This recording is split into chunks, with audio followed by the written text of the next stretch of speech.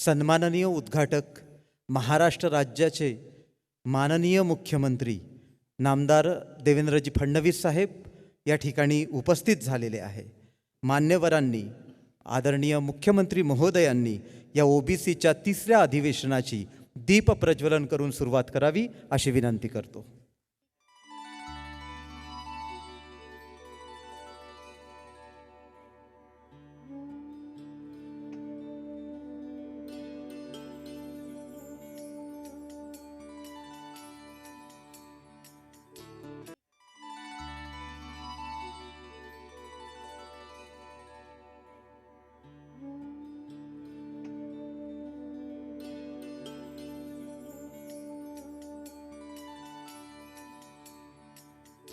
आजच्या या महाअधिवेशनाचे उद्घाटक महाराष्ट्र राज्याचे मुख्यमंत्री माननीय नामदार श्री देवेंद्रजी फडणवीस साहेबांचं स्मृतिचिन्ह, पुष्पगुच्छ, शाल देऊन आणि ग्रंथभेट देऊन त्यांचा सत्कार राष्ट्रीय ओबीसी महासंघाचे सन्माननीय अध्यक्ष डॉक्टर बबनरावजी तायवाडे साहेब करतील अशी मी त्यांना विनंती करतो।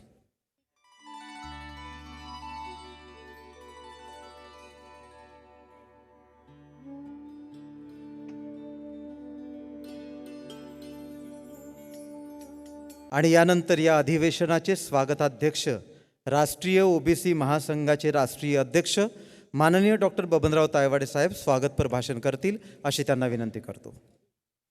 जय ओबीसी, जय ओबीसी, जय ओबीसी। राष्ट्रीय ओबीसी महासंघाच्या या तिसऱ्या महाअधिवेशनाच्या प्रसंगी सर्वात प्रथम आमच्या महासंघाने ज्या 24 लोकांना आपले आदर्श मानलेले आहेत त्या सर्व 24 लोकांना मी विनम्र अभिवादन करतो।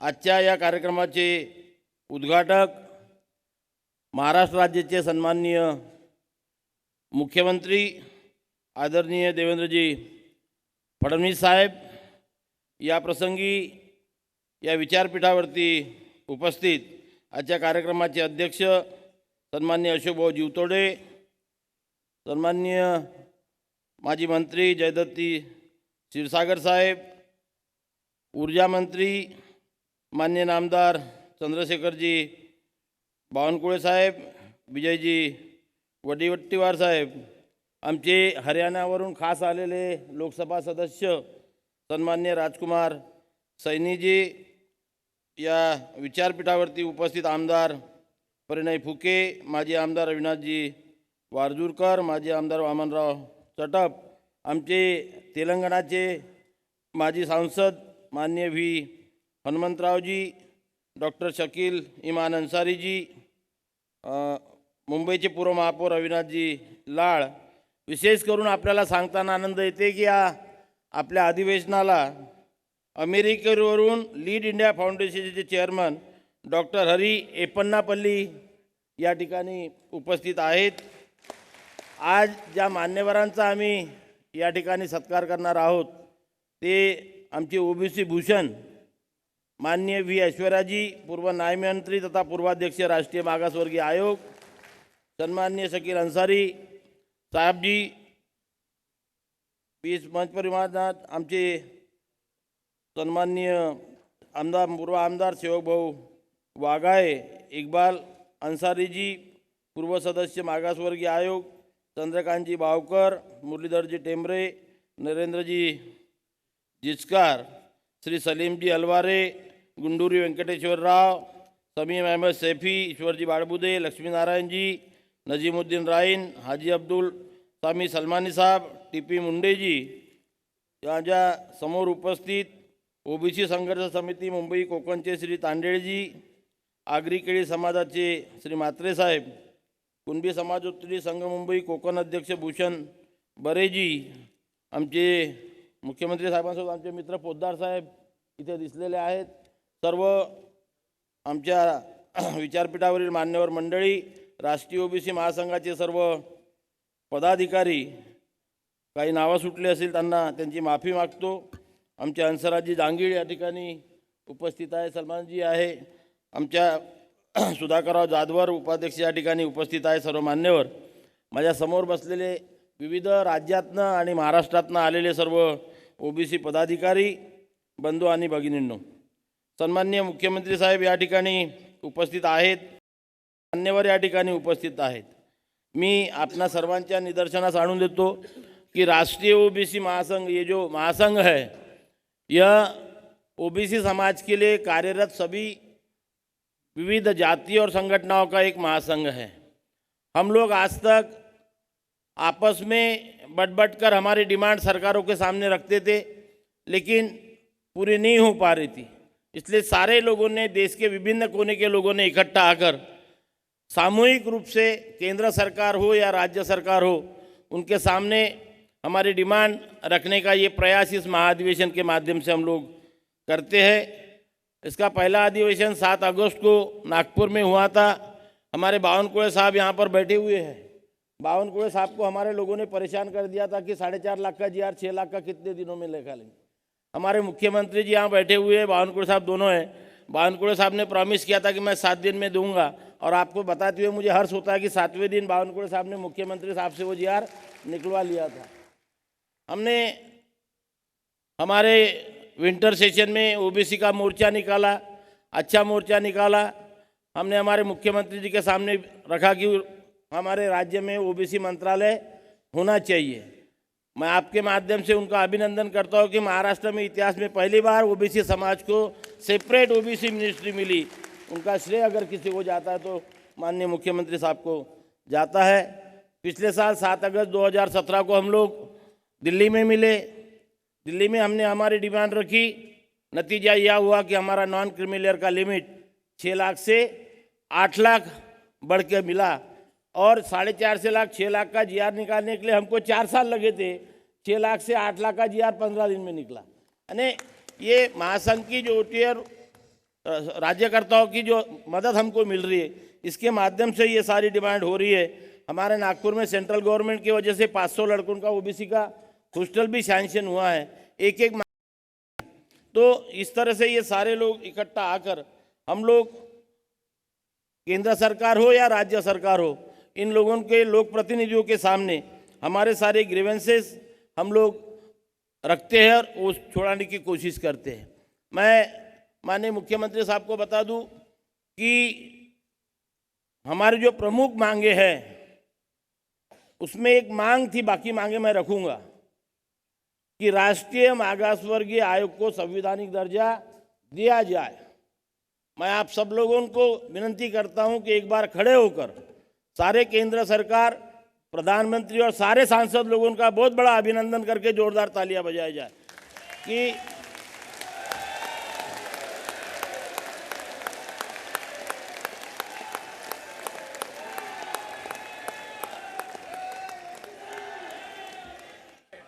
देश को स्वतंत्रता मिलने के बाद 1993 में केंद्र में राष्ट्रीय मागासवर्गीय आयोग का इस्टेब्लिशमेंट हुआ था. बराबर 25 साल का ये संघर्ष चल रहा था. हमारे हनुमंतराव जी भी बहुत बार लड़े, सभी लोग लड़े, अली अंसारी साहब यहाँ बैठे हुए हैं, लेकिन वो पूरा कंप्लीट नहीं हो रहा था. मुझे गर्व से कहना पड़ता कि 2 अगस्त को लोकसभा में सारे सांसदों ने एक मत से वो बिल मंजूर किया, और कल ही 6 अगस्त को राज्यसभा में भी वो बिल मंजूर हो गया.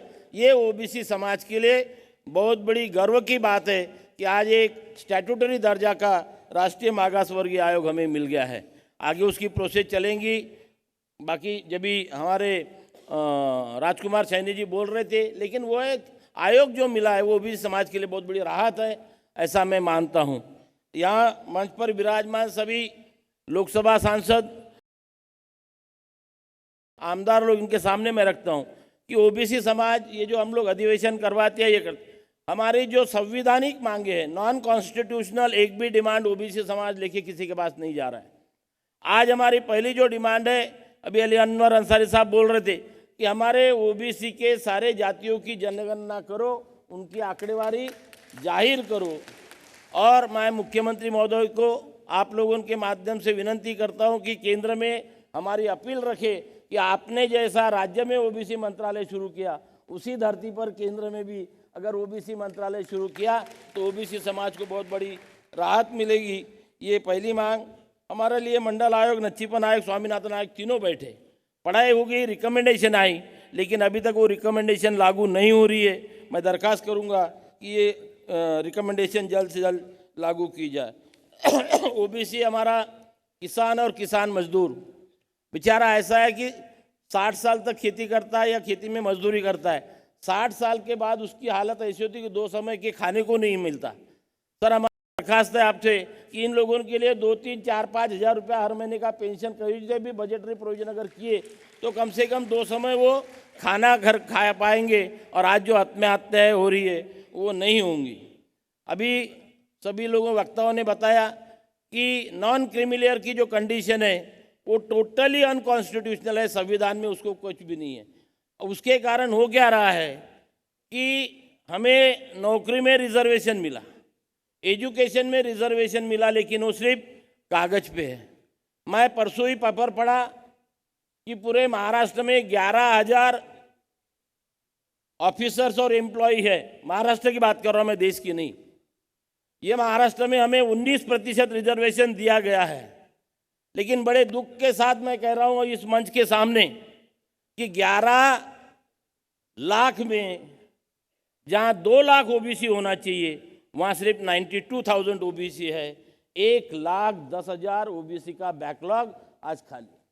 मैं आपसे दरखास्त करता हूँ कि ये 1,10,000 पोस्ट जल्द से जल्द भरने के लिए, जैसा SC ST का स्पेशल ड्राइव आप निकालते, ये ओबीसी का स्पेशल ड्राइव रख के पहले बची हुई जगह जल्द से जल्द आप भरने का कोशिश करें और उसके लिए नॉन क्रिमिलेयर की कंडीशन हटाए।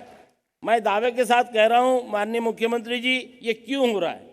जिनका इनकम 8 लाख से ऊपर है उनके बच्चे पढ़े हैं, इसलिए वो ओबीसी में नहीं आ सकते, और जिनका इनकम 8 लाख से कम है उनके बच्चे पढ़े ही नहीं है, इसलिए ये रिजर्वेशन नहीं भरा जा सकता। तो इसीलिए ये जो नॉन क्रिमिलेयर की अनकंडीशनल हट है वो निकालने के लिए आप कोशिश करें। मैं इस पूरे सभागृह के माध्यम से आपसे रिक्वेस्ट करता हूं कि हमारे परम पूज्य क्रांति सूर्य महात्मा ज्योतिराव फुले और सावित्रीबाई फुले, इनके चेलों को आज तक भारत रत्न मिल रहा, लेकिन हमारे भगवानों को भारत रत्न नहीं मिल रहा।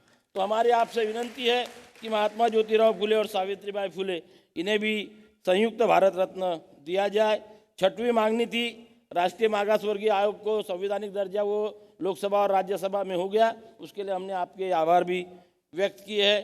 प्रमोशन में रिजर्वेशन ओबीसी को नहीं मिल रहा है, ओबीसी को लोकसभा विधानसभा में रिजर्वेशन होनी चाहिए, स्वतंत्र मतदार संघ होना चाहिए। जुडिशियरी में तो बिल्कुल ही रिजर्वेशन नहीं है, तो जुडिशियरी में भी डिस्ट्रिक्ट कोर्ट से लेकर सुप्रीम कोर्ट तक हमें रिजर्वेशन होना चाहिए। हमारा ओबीसी का एट्रोसिटी एक्ट में इंक्लूजन होना चाहिए। भैया संविधान की धारा 340, 341, 342 ये तीनों को एक सरी का स्टेटस अगर है तो ओबीसी का एट्रॉसिटी में भी इन्क्लूजन होना चाहिए। पण एक तर आपल्या त्या आमच्या वन परिसरामध्ये जे ओबीसी शेतकरी राहतात, बाकीच्यांना वनपट्टे भेटून राहिले, पण आमचे ओबीसीचे जे पोरं असतात, परिवार असतात, त्यांना 3-3 पिढ्याची अट टाकून राहिलेली आहे। आपल्याला विनंती आहे की ती 3 पिढ्याची अट आपण रद्द करावी। आमच्या ओबीसीच्या पोरासाठी एकही कॉम्पिटिटिव्ह सेंटर महाराष्ट्रामध्ये नाही आहे, म्हणून स्पर्धा परीक्षा मार्गदर्शन केंद्र ओबीसीच्या पोरांसाठी MPSC UPSC करता सुरू करावे आणि त्यांना डॉक्टर पंजाबराव देशमुख प्रशिक्षण संस्था नाव देण्यात यावं। कृषी क्षेत्रासाठी स्वतंत्र बजेट आणि स्मार्ट गाव योजना सुरू करण्यात याव्या। दुःखानं सांगावं असं वाटतं की स्वातंत्र्य मिळून आज 70 वर्ष झाले, महाराष्ट्र सुरू होऊन आज 50-55 वर्ष झाले, पण 340 कलम जरी असलं तरी महाराष्ट्राच्या एकाही जिल्ह्यामध्ये महाराष्ट्र सरकारचं किंवा भारत सरकारचं एक्सक्लुझिव्ह ओबीसी वसतिगृह नाही। पहिल्यांदा आता केंद्र शासनाने आपल्या नागपूरला 500 पोरांचं दिलं आहे, पण एका शहरात देऊन होणार नाही। आमची मागणी आहे की प्रत्येक जिल्ह्यामध्ये ओबीसी पोरांसाठी 500 पोरांचं वसतिगृह असलंच पाहिजे, त्याशिवाय ओबीसीचे पोरं आज शिकू शकत नाही। शेतकऱ्यांची आणि शेतमजुराची काय अवस्था आपल्या सर्वांना माहीत आहे। पोरगा 10वी 12वी पास होतो, पण शहरात आल्यावर तेवढे पैसे खर्च करू शकत नाही, म्हणून पुन्हा गावामध्ये जातो आणि आपल्या शेतामध्ये काम करायला सुरुवात करतो। शेतमालाला भाव नाही आहे, शेवटी आत्महत्या करावी लागते। या पोरांना जर नागपूरमध्ये किंवा जिल्ह्याच्या ठिकाणी हॉस्टेल मिळाले तो चांगले उच्च शिक्षण घेतील आणि वरच्या क्षेत्रामध्ये येतील, याचा विषय मला हे आहे। आपण जी बॅकलॉग आहे तो सक्तीने भरावा आणि त्याच्याकरता सक्तीचा कायदा करावा ही या सभागृहाच्या माध्यमातून आपल्याला विनंती आहे. चंद्रपूर, गडचिरोली, यवतमाळ, नंदुरबार या शहरामध्ये जे ओबीसीचं आरक्षण कमी केलं तर काही कारण नाही. म्हणजे त्या जिल्ह्यामध्ये एका प्रवर्गाला जास्त द्यायचं, आमचं कमी करायचं, मग आमचं दुसऱ्या कुठल्या तरी जिल्ह्यामध्ये वाढवून द्या. त्या जिल्ह्यात नाही पण आमचं टोटल रिझर्वेशन हे 19% असलं पाहिजे. ते सुद्धा आपण आप लोगों ने वो 19% रिझर्वेशन मेंटेन होना चाहिए. पब्लिक एंटरप्राइजेसमध्ये खाजगीकरण आजकाल खूप जास्त प्रमाणामध्ये होत आहे, त्याचं खाजगीकरण थांबवण्यात यावं. सर्व ओबीसींना ST प्रमाणे 100% सवलती देण्यात याव्या. शेतमालाची खरेदी करण्याकरता हमी भाव मिनिमम प्राईस पण 100% खरेदी करण्यात यावी आणि प्रत्येक क्षेत्रात मोनोपोली स्कीम यूज करण्यात यावी, ही सुद्धा आमची मागणी आहे. इतर आमच्याकडे करिता आर्थिक विकास महामंडळ आहे, इतर मागासवर्गीय आर्थिक विकास महामंडळ. आपल्याकडे इतर मागासवर्गीयांकरता आर्थिक मंडळ आहे. पण साहेब सांगताना इथून दुःख होते, बावनकुळे साहेब बसले आहे इथे. साहेब निधीच नाही हो. 6 योजना आहे, त्याच्यातल्या 2 योजना आणि त्याही तुटक्या पुटक्या. 100 लोक गेले तर 2 लोकाले मोठ्या मुश्किलनं देते, नाही तर म्हणते पैसाच नाही, निधी नाही. आमचं एक म्हणणं आहे की लोकसंख्येच्या प्रमाणामध्ये निधी देऊन या इतर आर्थिक विकास महामंडळाला आपण सक्षम करावं आणि ओबीसींच्या पोरांना काही व्यवसाय करण्याकरता प्रोत्साहन करावं. ओबीसी विद्यार्थ्यांना 100% स्कॉलरशिप. आम्ही केंद्राला पत्र लिहितो, केंद्र म्हणते आम्ही 100% देतो, आपल्या राज्यामध्ये 50% आहे. हा जो घोळ आहे हा कुठेतरी आपण संपवावा ही विनंती आहे. आमचं जे मंत्रालय आहे त्या मंत्रालयाचं नाव साहेब विभाज इज विमावियान मग शेवटी ओबीसी लावलेलं आहे. साहेब ओबीसी 19% आहे ना, आणि तुम्ही इथं जेवढे नावं लिहिल्या ते केंद्रात ओबीसीमध्ये आहे. केंद्रामध्ये फरक नाही आहे, म्हणून इथे सुद्धा आपण फरक करू नका आणि या ओबीसी मंत्रालयाचं नाव फक्त ओबीसी मंत्रालय करा. त्याच्यानंतर BBA BCA सारख्या विद्यार्थ्यांना यांची शिष्यवृत्ती बंद केली आहे. काय कारण नसताना कुठल्या तरी 1-2 संस्था चालकांनी घोटाळा केला आणि त्या आयला सर्व्याची बंद करून टाकली. काय म्हणजे घोटाळा करणारे वेगळे राहिले ना, आमचे पोट्टे मरून राहिले उपाशी आहे. साहेब असं करू नका. तिची स्कॉलरशिप बंद केली BBA BCAची, ती सुरू करा ना, गोरगरिबाच्या पोट्ट्याला शिकू द्या ना. फीसच किती आहे त्याची वाली, फार कमी आहे, पण हे फीस देऊ शकत नाही, त्याच्यामुळे ते BBA BCA सारखे अभ्यासक्रम पूर्ण करू शकत नाही. हे अभ्यासक्रम करावे. शेवटी मी आज सर्व पाहुण्यांसाठी साहेब महात्मा ज्योतिराव फुल्यांचं समग्र वाङ्मय पुस्तक काल विकत घ्यायला गेलो.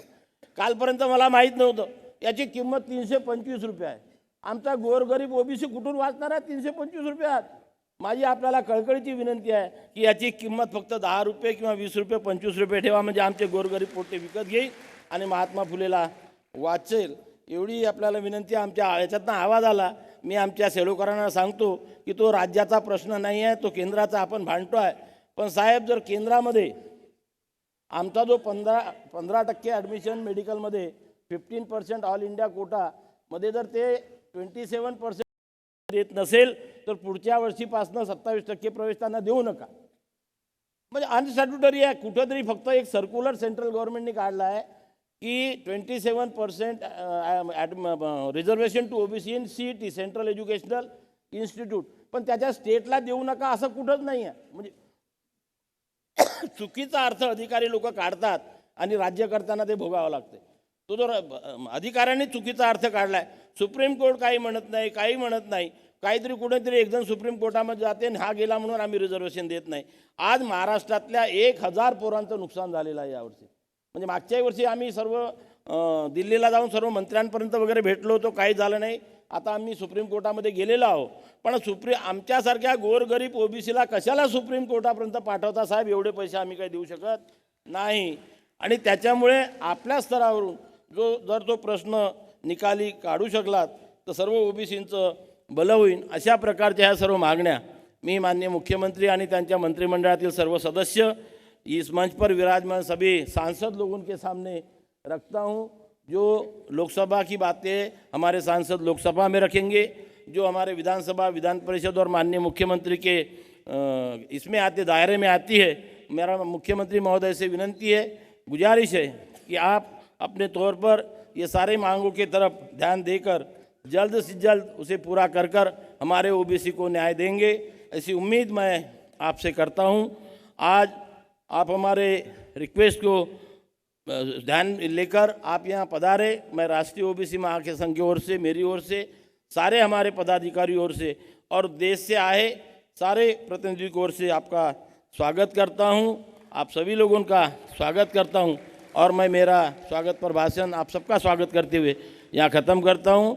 जाते जाते एक बार फिर से जय ओबीसी, जय ओबीसी, जय ओबीसी। धन्यवाद।